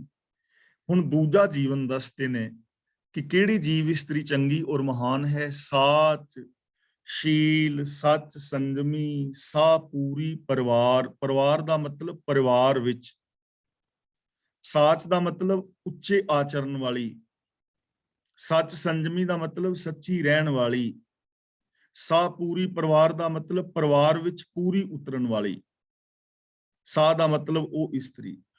ਉਹ ਜੀਵ ਇਸਤਰੀ ਚੰਗੇ ਆਚਰਨ ਵਾਲੀ, ਚੰਗੀ ਜੀਵਨ ਜੁਗਤ ਵਾਲੀ ਔਰ ਪਰਿਵਾਰ ਦੇ ਵਿੱਚ ਮੰਨੀ ਪਰਮੰਨੀ ਹੈ। ਕੌਣ? ਨਾਨਕ ਅਹਨਿਸ ਸਦਾ ਭਲੀ, ਫਿਰ ਕੈ ਹੇਤ ਪਿਆਰ। ਇਹ ਦਾ ਮਤਲਬ ਦਿਨ, ਨਿਸ ਦਾ ਮਤਲਬ ਰਾਤ, ਹੇਤ ਦਾ ਮਤਲਬ ਹੇਤ ਵਿੱਚ, ਪਿਆਰ ਦਾ ਮਤਲਬ ਪਿਆਰ ਵਿੱਚ। ਜੋ ਜੀਵ ਇਸਤਰੀ ਪਤੀ ਦੇ ਪਿਆਰ ਵਿੱਚ ਰਹਿੰਦੀ ਹੈ, ਉਹ ਦਿਨ ਰਾਤ ਚੰਗੀ ਹੈ, ਯਾਨੀ ਉਹ ਸੱਚੇ ਆਚਰਨ ਵਾਲੀ ਹੈ, ਉਹ ਚੰਗੀ ਜੀਵਨ ਜੁਗਤ ਵਾਲੀ ਹੈ, ਉਹ ਪਰਿਵਾਰ ਦੇ ਵਿੱਚ ਮੰਨੀ ਪਰਵੰਨੀ ਹੈ, ਉਹ ਹਮੇਸ਼ਾ ਚੰਗੀ ਔਰ ਭਲੀ ਹੈ, ਜੋ ਪਤੀ ਦੇ ਪਿਆਰ ਵਿੱਚ ਹੈ, ਜੋ ਰੱਬੀ ਗੁਣਾਂ ਦੇ ਨਾਲ ਪਿਆਰ ਕਰਦੀ ਹੈ।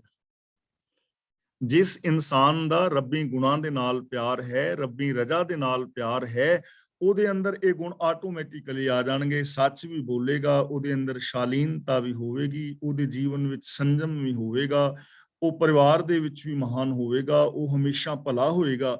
ਜਿਹਦਾ ਰੱਬ ਦੇ ਨਾਲ ਪਿਆਰ ਹੈ, ਰੱਬੀ ਗੁਣਾਂ ਦੇ ਨਾਲ ਪਿਆਰ ਹੈ, ਰੱਬੀ ਰਜ਼ਾ ਵਿੱਚ ਤੁਰਨ ਵਾਲਾ ਜੋ ਹੈ।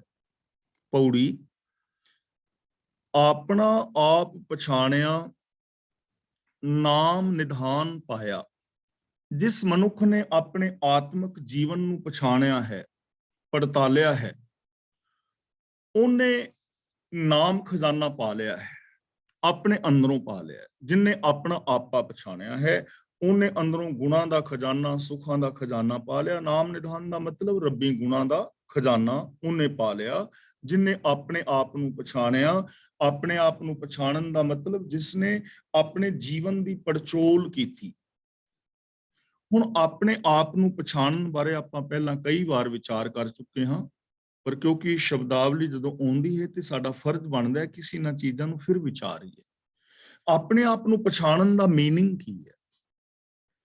ਸਭ ਤੋਂ ਪਹਿਲੀ ਗੱਲ ਕਿ ਮੈਂ ਕਿੱਥੇ ਖੜਾ ਹਾਂ। ਬੰਦੇ ਨੂੰ ਇਹ ਨਹੀਂ ਪਤਾ, ਆਮ ਬੰਦੇ ਨੂੰ ਇਹ ਨਹੀਂ ਪਤਾ ਕਿ ਮੈਂ ਮਾਨਸਿਕ ਤੌਰ ਤੇ ਕਿੱਥੇ ਖੜਾ ਹਾਂ, ਮੇਰੀ ਮਾਨਸਿਕਤਾ ਕੈਸੀ ਹੈ, ਮੇਰੀ ਸੋਚ ਕੈਸੀ ਹੈ।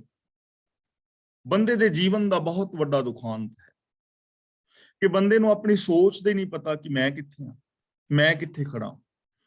ਇਹ ਦੂਜਿਆਂ ਬਾਰੇ ਪਛਾਣ ਕਰ ਰਿਹਾ ਹੈ ਕਿ ਦੂਜੇ ਦੀ ਸੋਚ ਬੜੀ ਗੰਦੀ ਹੈ, ਫਲਾਂ ਬੰਦੇ ਦੀ ਬੋਲ ਬਾਣੀ ਬੜੀ ਮਾੜੀ ਹੈ, ਉਸ ਬੰਦੇ ਦੀ ਸੋਚ ਬੜੀ ਮਾੜੀ ਹੈ। ਬੰਦਾ ਇਹ ਕੁਛ ਕਰ ਰਿਹਾ ਨਾ।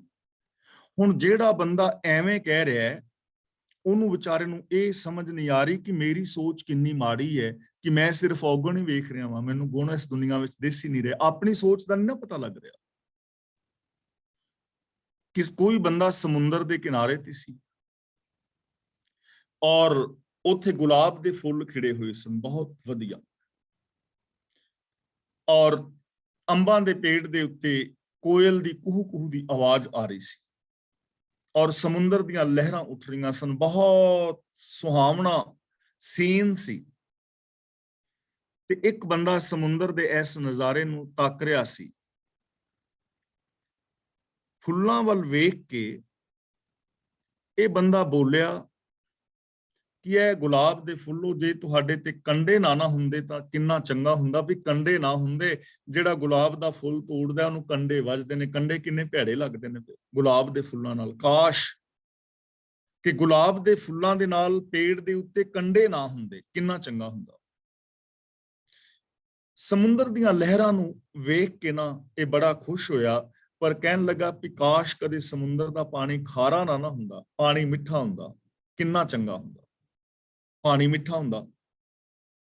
ਹਾਲੇ ਇਹ ਸੋਚਿਆ ਸੀ ਤੇ ਕੋਇਲ ਦੀ ਆਵਾਜ਼ ਆਈ, ਕੂਹੂ ਕੂਹੂ ਦੀ ਪਿਆਰੀ ਆਵਾਜ਼। ਤੇ ਇਹ ਬੰਦਾ ਬੋਲਿਆ, ਹਾ ਕਾਸ਼ ਕੋਇਲ ਦਾ ਰੰਗ ਕਾਲਾ ਨਾ ਹੁੰਦਾ, ਕਿੰਨਾ ਚੰਗਾ ਹੁੰਦਾ। ਫਿਰ ਇਹ ਤਿੰਨੋਂ ਇੱਕੋ ਆਵਾਜ਼ ਵਿੱਚ ਬੋਲੇ ਕਿ ਇਹ ਬੰਦੇ, ਕਾਸ਼ ਤੇਰੀ ਸੋਚ ਪੋਜ਼ਿਟਿਵ ਹੁੰਦੀ ਤੇ ਕਿੰਨੀ ਚੰਗੀ ਹੁੰਦੀ। ਕਾਸ਼ ਤੇਰੀ ਸੋਚ ਪੋਜ਼ਿਟਿਵ ਹੁੰਦੀ, ਕਿੰਨਾ ਚੰਗਾ ਹੁੰਦਾ ਕਿ ਤੈਨੂੰ ਇੱਥੇ ਔਗਣ ਹੀ ਦਿਸ ਰਹੇ ਨੇ, ਤੂੰ ਇੰਨੇ ਸੁਹਾਵਣੇ ਮੌਸਮ ਦਾ ਆਨੰਦ ਨਹੀਂ ਮਾਣ ਪਾ ਰਿਹਾ। ਹੁਣ ਇਹ ਬੰਦੇ ਨੂੰ ਆਪਣੀ ਸੋਚ ਬਾਰੇ ਨਹੀਂ ਪਤਾ ਕਿ ਮੈਂ ਕੀ ਕਰ ਰਿਹਾ। ਇਹਨੂੰ ਕਹਿੰਦੇ ਨੇ ਆਪਣੇ ਆਪ ਦੀ ਪੜਤੋਲ ਕਰਨੀ, ਆਪਣਾ ਆਪ ਪਛਾਣਿਆ ਕਿ ਮੈਂ ਕਿੱਥੇ ਖੜਾ ਹਾਂ ਮਾਨਸਿਕ ਤੌਰ ਤੇ, ਮੈਂ ਕਿੱਥੇ ਖੜਾ ਹਾਂ ਬੌਧਿਕ ਤੌਰ ਤੇ, ਮੈਂ ਕਿੰਨੇ ਸਹੀ ਫੈਸਲੇ ਅੱਜ ਤੱਕ ਲੈਂਦਾ ਹਾਂ, ਜਾਂ ਕਿਸੇ ਨੂੰ ਕੋਈ ਸਲਾਹ ਦਿੰਦਾ ਹਾਂ ਤਾਂ ਮੇਰੀ ਬੁੱਧ ਮਤ ਜਿਹੜੀ ਹੈ ਕਿੰਨੀ ਦੂਰ ਤੱਕ ਸੋਚਣ ਵਾਲਾ ਮੈਂ ਆ, ਬੰਦੇ ਨੂੰ ਪਤਾ ਨਹੀਂ ਹੈ। ਬੰਦੇ ਨੇ ਕਦੀ ਆਪਣੀ ਪੜਚੋਲ ਨਹੀਂ ਕੀਤੀ ਕਿ ਮੇਰੀ ਵਰਡਿੰਗ ਕੈਸੀ ਹੈ, ਜੋ ਮੈਂ ਵਰਡਿੰਗ ਬੋਲ ਰਿਹਾ ਇਹਦਾ ਸਾਈਕੋਲੋਜੀਕਲ ਇਫੈਕਟ ਦੂਜਿਆਂ ਉੱਤੇ ਪ੍ਰਭਾਵ ਕੀ ਪਏਗਾ, ਨੈਗੇਟਿਵ ਜਾਂ ਪੋਜ਼ਿਟਿਵ। ਮੇਰੇ ਨਿੱਕੇ ਜਿਹੇ ਬੋਲ ਦੇ ਨਾਲ ਕਿਸੇ ਦਾ ਕਿੰਨਾ ਵੱਡਾ ਨੁਕਸਾਨ ਹੋ ਜਾਏਗਾ, ਬੰਦੇ ਨੇ ਕਦੇ ਸੋਚਿਆ ਹੀ ਨਹੀਂ ਹੈ। ਦੂਜੀ ਗੱਲ, ਬੰਦੇ ਨੇ ਇਹ ਨਹੀਂ ਕਦੀ ਸੋਚਿਆ ਕਿ ਮੇਰੇ ਅੰਦਰ ਔਗਣ ਕਿਹੜੇ ਨੇ, ਕਿਹੜੇ ਉਹ ਦੋਸ਼ ਨੇ ਜੋ ਮੇਰੇ ਵਿੱਚ ਇਨਸਾਨੀਅਤ ਨਾਤੇ ਨਹੀਂ ਚਾਹੀਦੇ। ਤੀਜਾ, ਫਿਰ ਇਹਨੇ ਕਦੇ ਇਹ ਨਹੀਂ ਸੋਚਿਆ ਕਿ ਮੇਰੀ ਮਾਨਸਿਕਤਾ ਕਿੰਨੀ ਮਹਾਨ ਹੋ ਸਕਦੀ ਹੈ, ਕਿੰਨੀ ਵੱਡੀ ਸੰਭਾਵਨਾ ਹੈ ਮੇਰੇ ਅੰਦਰ ਮਾਨਸਿਕ ਤੌਰ ਤੇ ਮਹਾਨ ਹੋਣ ਦੀ। ਕਦੇ ਨਹੀਂ ਸੋਚਿਆ ਕਿ ਮੇਰੇ ਅੰਦਰ ਕੀ ਪੋਸੀਬਿਲਿਟੀ, ਬੌਧਿਕ ਤੌਰ ਤੇ ਮੇਰੇ ਵਿੱਚ ਕੀ ਪੋਸੀਬਿਲਿਟੀ ਹੈ, ਮੈਂ ਕਿੰਨਾ ਅੱਗੇ ਵਿਕਾਸ ਕਰ ਸਕਦਾ, ਸ਼ਬਦਾਵਲੀ ਆਪਣੀ ਨੂੰ ਮੈਂ ਕਿੰਨੀ ਮਹਾਨ ਬਣਾ ਸਕਦਾ, ਇਹ ਨਹੀਂ ਸੋਚਿਆ। ਫਿਰ ਇਹਨੇ ਕਦੇ ਇਹ ਨਹੀਂ ਸੋਚਿਆ ਕਿ ਮੇਰੇ ਅੰਦਰ ਗੁਣ ਕਿਹੜੇ ਨੇ, ਬੰਦੇ ਨੇ ਕਦੇ ਨਹੀਂ ਨਾ ਸੋਚਿਆ। ਤਾਂ ਜਿਸ ਨੇ ਨਹੀਂ ਸੋਚਿਆ ਉਹ ਬੰਦਾ ਫਿਰ ਇੱਥੇ ਹੀ ਰੁਲ ਕੇ ਰਹਿ ਜਾਂਦਾ ਹੈ। ਤੇ ਜਿਨ੍ਹਾਂ ਨੇ ਸੋਚਿਆ, ਜਿਨ੍ਹਾਂ ਨੇ ਇਹਨਾਂ ਚੀਜ਼ਾਂ ਨੂੰ ਖੋਜਿਆ ਪੜਚੋਲਿਆ, ਉਹਨਾਂ ਨੇ ਫਿਰ ਨਾਮ ਨਿਧਾਨ ਪਾ ਲਿਆ, ਗੁਣਾਂ ਦਾ ਖਜ਼ਾਨਾ। ਉਹਨਾਂ ਨੂੰ ਸਮਝ ਆ ਗਈ ਕਿ ਮੇਰੀ ਇਹ ਸੋਚ ਮਾੜੀ, ਉਹਨਾਂ ਮਾੜੀ ਸੋਚ ਨੂੰ ਛੱਡ ਕੇ ਆਪਣੀ ਸੋਚ ਵਿਸ਼ਾਲ ਬਣਾ ਲਈ। ਉਹਨਾਂ ਨੇ ਮਾੜੀ ਮੱਤ ਨੂੰ ਛੱਡ ਕੇ ਚੰਗੀ ਮੱਤ ਦਾ ਧਾਰਨੀ ਹੋ ਗਏ। ਉਹਨਾਂ ਨੇ ਨੈਗੇਟਿਵ ਬੋਲਾਂ ਨੂੰ ਛੱਡ ਕੇ ਪੋਜ਼ਿਟਿਵ ਬੋਲ ਸ਼ੁਰੂ ਕਰ ਦਿੱਤੇ। ਉਹਨਾਂ ਨੇ ਮਾੜੇ ਵਿਹਾਰ ਨੂੰ ਛੱਡ ਕੇ ਚੰਗੇ ਵਿਹਾਰ, ਉਹ ਮਹਾਨ ਇਨਸਾਨ ਹੋ ਗਏ। ਤਾਂ ਗੁਰੂ ਜੀ ਕਹਿੰਦੇ ਨੇ ਆਪਣਾ ਆਪ ਪਛਾਣਿਆ, ਨਾਮ ਨਿਧਾਨ ਪਾਇਆ। ਜਿਨ੍ਹਾਂ ਨੇ ਆਪਣੇ ਆਤਮਿਕ ਜੀਵਨ ਨੂੰ ਸਦਾ ਪੜਤਾਲਿਆ ਹੈ, ਉਹਨਾਂ ਨੂੰ ਫਿਰ ਅੰਦਰੋਂ ਗੁਣਾਂ ਦਾ ਖਜ਼ਾਨਾ ਮਿਲ ਜਾਂਦਾ ਹੈ। ਪਰ ਮਿਲਦਾ ਕਿਵੇਂ ਹੈ, ਅਸੀਂ ਕਿਵੇਂ ਪੜਚੋਲੀਏ ਆਪਣੇ ਆਪ ਨੂੰ, ਉਹਦਾ ਬੇਸ ਕੀ ਹੋਵੇ। ਕਿਰਪਾ ਕਰਕੇ ਆਪਣੀ ਗੁਰ ਸ਼ਬਦ ਮਿਲਾਇਆ। ਗੁਰ ਸ਼ਬਦ ਦਾ ਮਤਲਬ ਗੁਰੂ ਦੇ ਸ਼ਬਦ ਵਿੱਚ ਕਿਰਪਾ ਕਰਕੇ ਆਪਣੀ, ਰੱਬ ਜਿਹਦੇ ਤੇ ਰਹਿਮਤ ਕਰਦਾ ਹੈ, ਯਾਨੀ ਜੋ ਰੱਬ ਦੀ ਰਹਿਮਤ ਦਾ ਪਾਤਰ ਬਣਦਾ ਹੈ, ਗੁਰ ਸ਼ਬਦ ਮਿਲਾਇਆ, ਰੱਬ ਨੂੰ ਗੁਰੂ ਦੇ ਸ਼ਬਦ ਵਿੱਚ ਮਿਲਾ ਦਿੰਦਾ ਹੈ, ਗੁਰੂ ਦੇ ਗਿਆਨ ਵਿੱਚ ਲੀਨ ਕਰ ਦਿੰਦਾ ਹੈ। ਯਾਨੀ ਉਹ ਆਪਣੀ ਮੱਤ ਨੂੰ ਛੱਡ ਕੇ ਗੁਰੂ ਦੀ ਮੱਤ ਦਾ ਧਾਰਨੀ ਹੋ ਜਾਂਦਾ ਹੈ। ਤਾਂ ਜੋ ਆਪਾਂ ਪਰਖ ਦੀ ਗੱਲ ਕਰ ਰਹੇ ਸਾਂ, ਜੀਵਨ ਨੂੰ ਪੜਚੋਲਣ ਦੀ, ਤਾਂ ਅਸੀਂ ਜੋ ਆਪਣੇ ਜੀਵਨ ਨੂੰ ਪੜਚੋਲਣਾ ਹੈ ਉਹਦਾ ਬੇਸ ਗੁਰੂ ਦੀ ਬਾਣੀ ਹੋਣੀ ਚਾਹੀਦੀ ਹੈ।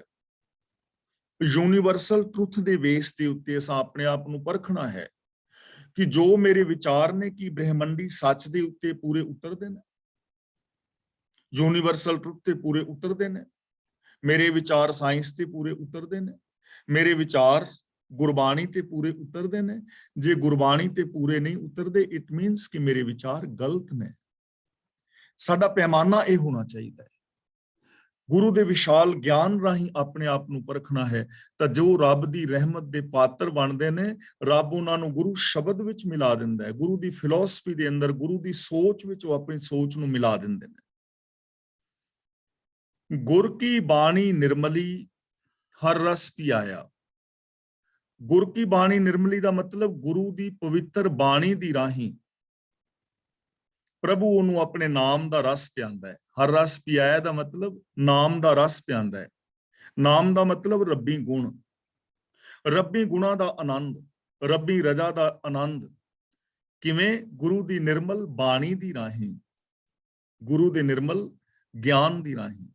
ਦੇਖੋ, ਜੇ ਹਰੀ ਦੇ ਰਸ ਦਾ ਆਨੰਦ ਮਾਣਨਾ ਹੈ ਤਾਂ ਉਹਦੇ ਵਾਸਤੇ ਸਾਡੇ ਕੋਲ ਗੁਰੂ ਦੀ ਪਾਵਨ ਪਵਿੱਤਰ ਬਾਣੀ ਨਿਰਮਲ ਹੈ, ਜਿਸ ਦੇ ਅੰਦਰ ਈਰਖਾ, ਦਵੇਸ਼ ਦੀ, ਵੈਰ ਵਿਰੋਧ ਦੀ, ਮੇਰ ਤੇਰ ਦੀ, ਵਿਤਕਰਿਆਂ ਦੀ ਮੈਲ ਹੈ ਹੀ ਨਹੀਂ।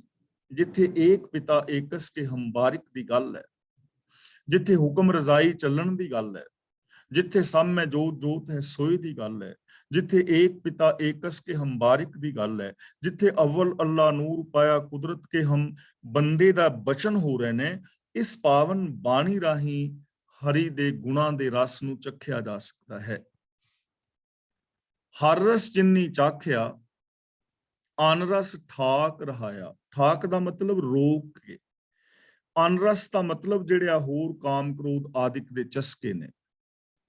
ਜਿਨ੍ਹਾਂ ਨੇ ਹਰੀ ਦੇ ਰਸ ਨੂੰ ਚਖ ਲਿਆ, ਮਤਲਬ ਜਿਨ੍ਹਾਂ ਨੇ ਰੱਬੀ ਗੁਣਾਂ ਨੂੰ ਇੰਪਲੀਮੈਂਟ ਕਰਕੇ ਗੁਣਾਂ ਦਾ ਆਨੰਦ ਮਾਣਿਆ। ਅਨਰਸ ਠਾਕ ਰਹਾਇਆ, ਉਹ ਫਿਰ ਦੂਜੇ ਰਸਾਂ ਨੂੰ ਰੋਕ ਕੇ ਰੱਖਦੇ ਨੇ, ਵਰਜ ਕੇ, ਆਪਣੇ ਮਨ ਨੂੰ ਦੂਜੇ ਰਸਾਂ ਵੱਲ ਨਹੀਂ ਦੌੜਨ ਦਿੰਦੇ। ਜਿਨ੍ਹਾਂ ਨੇ ਸੱਚ ਦਾ ਆਨੰਦ ਮਾਣਿਆ ਨਾ, ਉਹ ਝੂਠ ਨੂੰ ਆਪਣੇ ਤੋਂ ਦੂਰ ਰੱਖਣਗੇ। ਜਿਨ੍ਹਾਂ ਨੇ ਪ੍ਰੇਮ ਦਾ ਆਨੰਦ ਮਾਣਿਆ ਹੈ, ਉਹ ਜੈਲਸੀ ਨੂੰ ਆਪਣੇ ਤੋਂ ਦੂਰ ਰੱਖਣਗੇ। ਜਿਨ੍ਹਾਂ ਨੇ ਨਿਮਰਤਾ ਦਾ ਆਨੰਦ ਮਾਣ ਲਿਆ, ਈਗੋ ਉਹਨਾਂ ਦੇ ਨੇੜੇ ਵੀ ਨਹੀਂ ਫਟਕੇਗੀ। ਜਿਨ੍ਹਾਂ ਨੇ ਸਹਿਨਸ਼ੀਲਤਾ ਦਾ ਆਨੰਦ ਮਾਣ ਲਿਆ, ਉਹ ਕਦੇ ਕਿਸੇ ਤੇ ਵਧੀਕੀ ਨਹੀਂ ਕਰਨਗੇ। ਉਹ ਆਪਣੇ ਮਨ ਨੂੰ ਰੋਕ ਕੇ ਰੱਖਣਗੇ ਵਿਕਾਰਾਂ ਵੱਲੋਂ। ਵਿਕਾਰ ਉਹਨਾਂ ਦੇ ਨਜ਼ਦੀਕ ਨਹੀਂ ਆਉਣਗੇ। ਇਹ ਉਹਨਾਂ ਦੀ ਨਿਸ਼ਾਨੀ ਹੈ ਜੋ ਪੂਰਨ ਤੌਰ ਤੇ ਰੱਬੀ ਗੁਣਾਂ ਦੇ ਨਾਲ ਜੁੜ ਗਏ ਨੇ।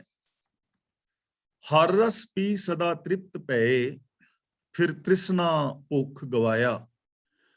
ਹਰੀ ਦੇ ਰਸ ਨੂੰ ਪੀ ਕੇ, ਭਾਵ ਰੱਬੀ ਗੁਣਾਂ ਨੂੰ ਇੰਪਲੀਮੈਂਟ ਕਰਕੇ, ਰੱਬੀ ਗੁਣਾਂ ਦਾ ਆਨੰਦ ਮਾਣ ਕੇ ਤ੍ਰਿਪਤ ਪੈ ਦਾ ਮਤਲਬ ਉਹ ਰੱਜ ਗਏ, ਤ੍ਰਿਪਤ ਹੋ ਗਏ, ਸੈਟਿਸਫਾਈ ਨੇ ਉਹ ਆਪਣੇ ਜੀਵਨ ਤੋਂ, ਉਹਨਾਂ ਨੂੰ ਸੈਟਿਸਫੈਕਸ਼ਨ ਮਿਲ ਗਈ।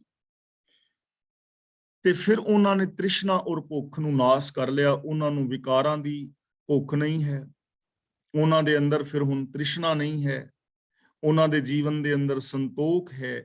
ਉਹਨਾਂ ਨੇ ਆਪਣੀ ਇਸ ਵਿਕਾਰਾਂ ਦੀ ਤ੍ਰਿਸ਼ਨਾ ਔਰ ਭੁੱਖ ਨੂੰ ਆਪਣੀ ਜ਼ਿੰਦਗੀ ਚੋਂ ਗਵਾ ਦਿੱਤਾ, ਮਾਰ ਭਜਾਇਆ। ਹਮੇਸ਼ਾ ਵਾਸਤੇ ਉਹ ਤ੍ਰਿਪਤ ਹੋ ਗਏ, ਹਮੇਸ਼ਾ ਵਾਸਤੇ ਉਹ ਸ਼ਾਂਤ ਹੋ ਗਏ। ਉਹਨਾਂ ਦੀ ਭਟਕਣਾ, ਉਹਨਾਂ ਦੀ ਭੱਜ ਦੌੜ ਭੱਜ ਗਈ, ਖਤਮ ਹੋ ਗਈ। ਜਿਵੇਂ ਨਦੀਆਂ, ਨਾਲੇ, ਦਰਿਆਵਾਂ ਦਾ ਪਾਣੀ ਜਦੋਂ ਸਮੁੰਦਰ ਵਿੱਚ ਜਾ ਪੈਂਦਾ ਹੈ ਤਾਂ ਉਹਦੀ ਭੱਜ ਦੌੜ ਖਤਮ ਹੋ ਜਾਂਦੀ ਹੈ, ਕਿਉਂਕਿ ਉਹਨਾਂ ਨੂੰ ਮੰਜ਼ਿਲ ਮਿਲ ਗਈ ਹੁੰਦੀ। ਤੇ ਜਿਹੜੇ ਲੋਕ ਰੱਬੀ ਰਜਾ ਦੇ ਵਿੱਚ ਰੱਬੀ ਗੁਣਾਂ ਦਾ ਆਨੰਦ ਮਾਣਦੇ ਨੇ, ਰੱਬੀ ਗੁਣਾਂ ਨੂੰ ਮਨ, ਬਚਨ, ਕਰਮ ਕਰਕੇ ਇੰਪਲੀਮੈਂਟ ਕਰਦੇ ਨੇ, ਉਹ ਇਨਸਾਨ ਫਿਰ ਤ੍ਰਿਪਤ ਹੋ ਜਾਂਦੇ ਨੇ। ਉਹਨਾਂ ਦੀ ਜ਼ਿੰਦਗੀ ਵਿੱਚੋਂ ਤ੍ਰਿਸ਼ਨਾ, ਭੁੱਖ, ਵਿਕਾਰ ਆਦਿਕ ਮਿਟ ਜਾਂਦੇ ਨੇ। ਉਹਨਾਂ ਦਾ ਇਸ ਸੰਸਾਰ ਦੇ ਉੱਤੇ ਆਉਣਾ ਸਫਲਾ ਹੋ ਜਾਂਦਾ ਹੈ। ਤਾਂ ਗੁਰੂ ਪਾਤਸ਼ਾਹ ਜੀ ਰਹਿਮਤ ਔਰ ਬਖਸ਼ਿਸ਼ ਕਰਨ ਕਿ ਅਸੀਂ ਗੁਰੂ ਜੀ ਦੀ ਪਾਵਨ ਬਾਣੀ ਨੂੰ ਆਪ ਪੜ੍ਹੀਏ, ਗੁਰਬਾਣੀ ਨੂੰ ਵਿਚਾਰੀਏ, ਗੁਰਬਾਣੀ ਮੁਤਾਬਕ ਆਪਣੇ ਜੀਵਨ ਨੂੰ ਪੜਚੋਲੀਏ। ਜੋ ਸਾਡੇ ਜੀਵਨ ਵਿੱਚ ਕਮੀਆਂ, ਦੋਸ਼ ਜੇ ਕਿਤੇ ਹੈ ਨੇ, ਉਹਨਾਂ ਨੂੰ ਦੂਰ ਕਰੀਏ ਔਰ ਗੁਰਬਾਣੀ ਅਨੁਸਾਰ ਜ਼ਿੰਦਗੀ ਜੀ ਕੇ ਆਪਣੇ ਇਸ ਜੀਵਨ ਦਾ ਆਨੰਦ ਵੀ ਮਾਣੀਏ ਔਰ ਲੋਕਾਂ ਨੂੰ ਵੀ ਪਾਵਨ ਬਾਣੀ ਦੇ ਨਾਲ ਜੋੜ ਕੇ ਪ੍ਰੇਰਨਾ ਦਈਏ ਕਿ ਪਿਆਰਿਓ ਈਰਸ਼ਾ ਦਵੇਸ਼ ਨੂੰ ਛੱਡ ਕੇ ਬਾਣੀ ਮੁਤਾਬਕ ਜ਼ਿੰਦਗੀ ਜੀ ਕੇ ਆਪਣੇ ਜੀਵਨ ਦਾ ਆਨੰਦ ਮਾਣੋ ਔਰ ਆਪਣੇ ਜੀਵਨ ਨੂੰ ਸਫਲ ਕਰੋ। ਮੈਂ ਇੱਥੇ ਖਿਮਾ ਦਾ ਜਾਚਕ ਹਾਂ। ਅਗਲੀ ਵਿਚਾਰ ਵੀਰ ਤਰਲੋਚਨ ਸਿੰਘ ਜੀ ਆਪ ਜੀ ਦੇ ਨਾਲ ਰੱਖ ਰਹੇ ਨੇ। ਜੇ ਕਿਸੇ ਵੀਰ ਭੈਣ ਨੇ ਅੱਜ ਦੀ ਵਿਚਾਰ ਵਿੱਚ ਕੋਈ ਛੋਟਾ ਮੋਟਾ ਸਵਾਲ ਰੱਖਣਾ ਹੈ ਤਾਂ ਉਹ ਸਵਾਲ ਕਰ ਸਕਦੇ ਹੋ। ਜੇ ਕਿਸੇ ਨੇ ਆਪਣਾ ਕੋਈ ਵਿਚਾਰ ਦੇਣਾ ਹੈ ਤਾਂ ਉਹ ਵਿਚਾਰ ਦੇ ਸਕਦੇ ਹੋ। ਅਗਲੀ ਕਲਾਸ ਦੀ ਕਾਰਵਾਈ ਵੀਰ ਤਰਲੋਚਨ ਸਿੰਘ ਜੀ ਕਰਨਗੇ। ਵਾਹਿਗੁਰੂ ਜੀ ਕਾ ਖਾਲਸਾ, ਵਾਹਿਗੁਰੂ ਜੀ ਕੀ ਫਤਿਹ।